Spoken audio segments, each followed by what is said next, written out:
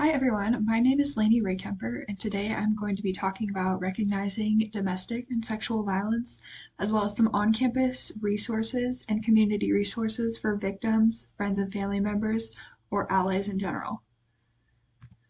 So first of all, I want to go over the relationship spectrum and describe a little bit about what that is, and how to recognize what area of the spectrum you or a loved one might be on.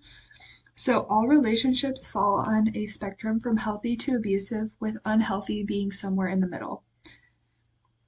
Um, Sometimes in domestic violence situations, it can be hard for the person being abused to distinguish when their relationship turns abusive, especially if it started out in a healthy place.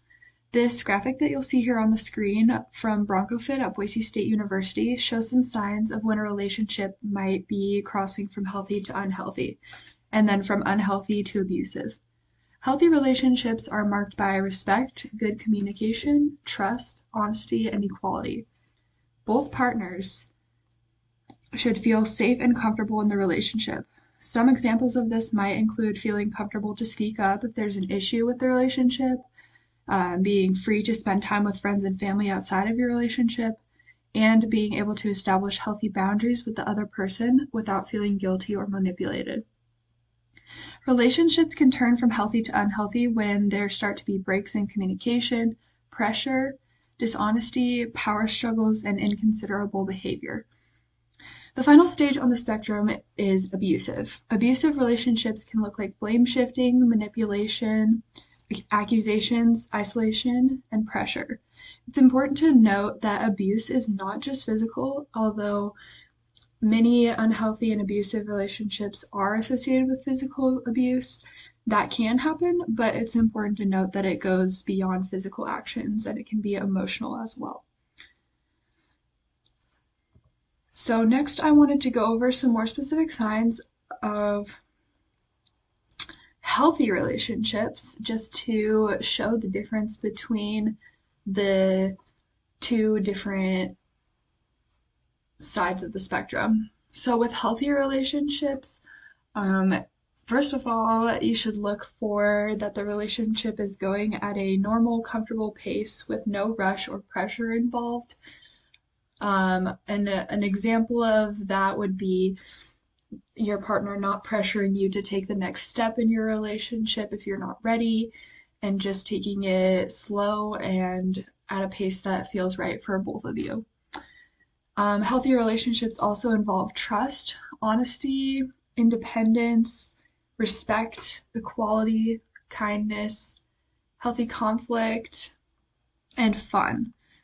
So another aspect of a healthy relationship would be taking responsibility and being able to work through problems and being mature instead of lashing out and becoming defensive.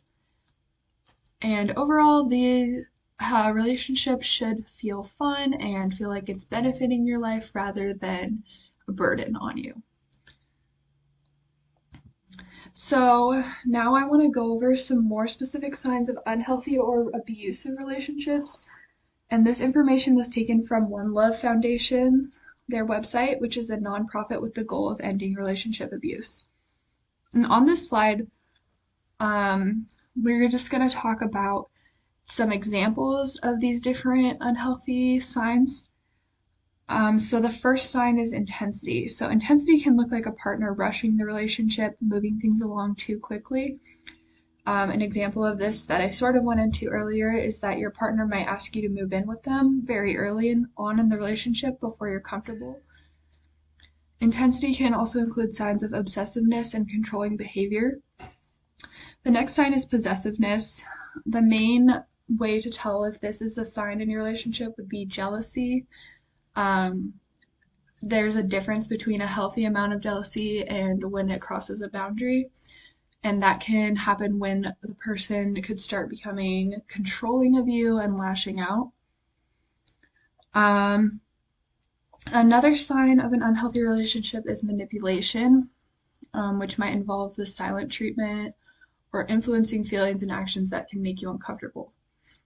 The next sign would be isolation, which can include codependence, so feeling like anxiety when you're not around the person you're in a relationship with, and feeling like they might be judging your friends and family in order to keep you with them. Another sign would be sabotage, so the person just spreading rumors or false information about you in an attempt to blackmail you and get you to stay with them. Belittling, making you feel bad about yourself. Guilting you by threatening to hurt themselves or others if you don't comply with what they want or stay in the relationship. Volatility, you might feel like the person you're in a relationship with is having strong reactions and is violent, and you can't quite predict what kind of mood they'll be in around you, which can be known as walking on eggshells. Another thing that's unhealthy would be deflecting responsibility. So if they're making excuses for their unhealthy behavior and furthering the length of their relationship this way. And then betrayal, so cheating or lying. So the next thing I want to talk about and go over really quickly is sexual violence and consent. It's really important to know what is consent and what it's not. So we're going to quickly go over this acronym from Bronco Fit, which is a great reference to keep in mind when considering if consent has been given in a relationship. The acronym to follow is FRIES, so freely given, reversible, informed, enthusiastic, and specific. So F stands for freely given, which means you have said yes to the sexual act without being under the influence of drugs, alcohol, or other mind-altering substances. You can't consent if you're under the influence of any kind. And R stands for reversible, which means you have the right to say no at any time. Even if you've already consented, you can take it back. I means informed. You should know exactly what will happen if you consent to the sexual act. You should also know what methods of protection will be used so you know exactly what you're agreeing to. E is for enthusiastic, meaning this is something that you should want to do. And finally, S is for specific. This kind of goes along with informed, but even if you consent to one sexual act, that doesn't mean you consent to everything.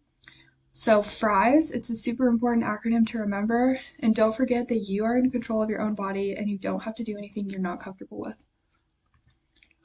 So now I want to get into how you can help a victim / how you can help yourself and some resources in the community and at Boise State. So if you know someone that's a victim of relationship abuse, sexual violence, domestic abuse of any kind, the number one thing you can do is listen and be supportive. They may not even know that they are in an abusive relationship until they start talking about it. So it's very important that they have people in their life that can be that listening ear and help them to talk through what they're going through. They may feel uncomfortable or scared to talk about what's going on, so don't pressure them to discuss the issue if it makes them very uncomfortable. Remember to ask them what you can do to support them, and remind the person that they deserve respect and to feel safe in their relationships, and remind them of the signs of a healthy relationship and what's normal. Help them to remember that abuse is not normal and it's not happening because of anything they did. It is not their fault. The next step is to know your resources and to help direct the person to those resources. One thing you can do is assist them in making a safety plan, which I'm going to go into more on the next slide.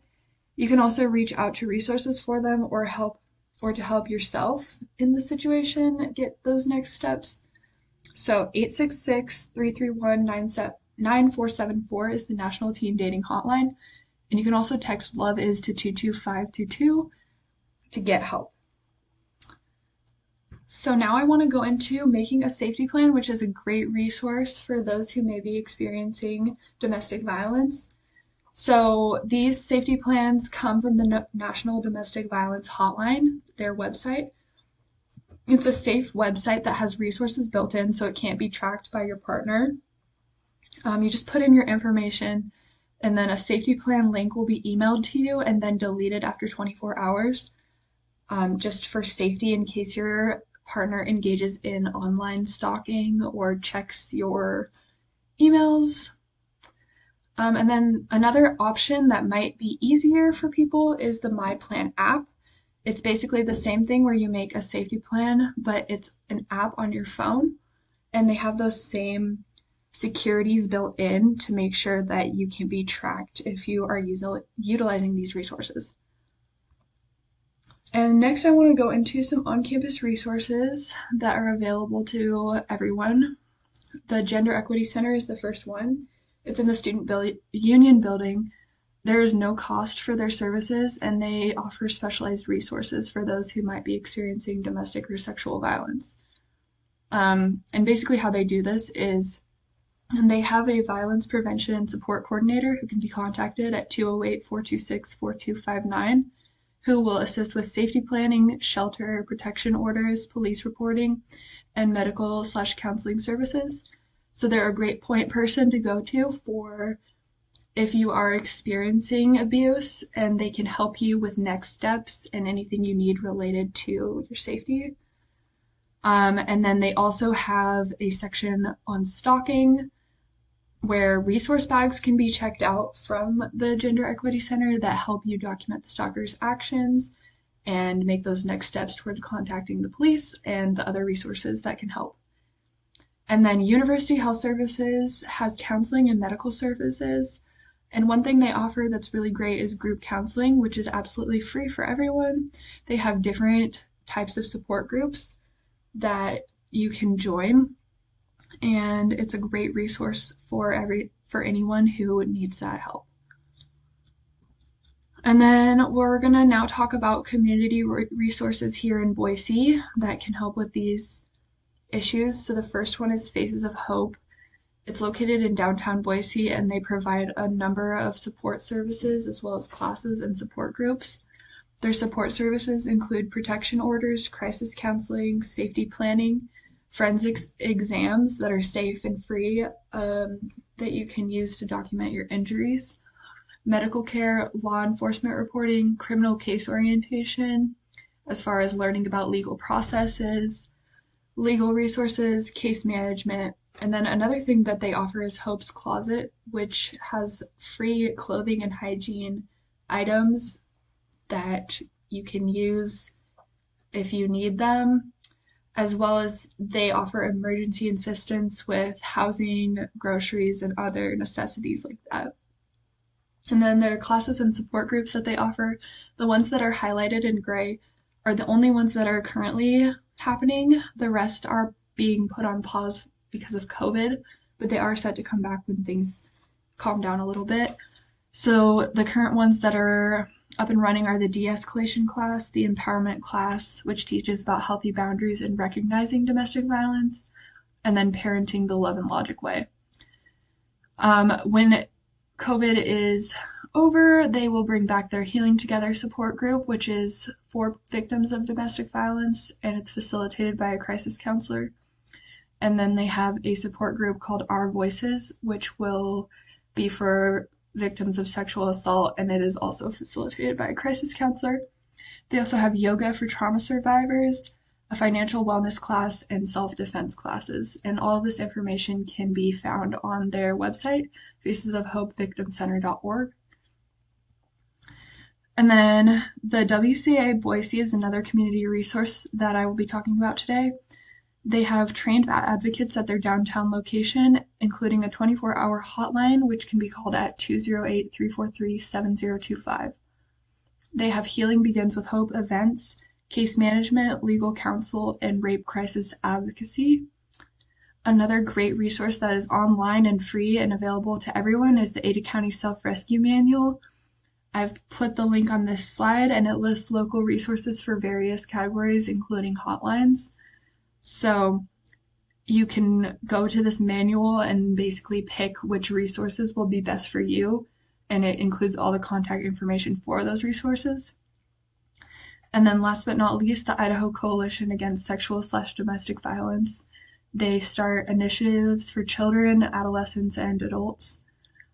And my sources are www.wcaboise.org and idvsa.org for more information. And that is it about that. I hope that this presentation has been helpful and that you feel more well aware of community resources and resources on campus related to domestic and sexual violence. Thank you for listening.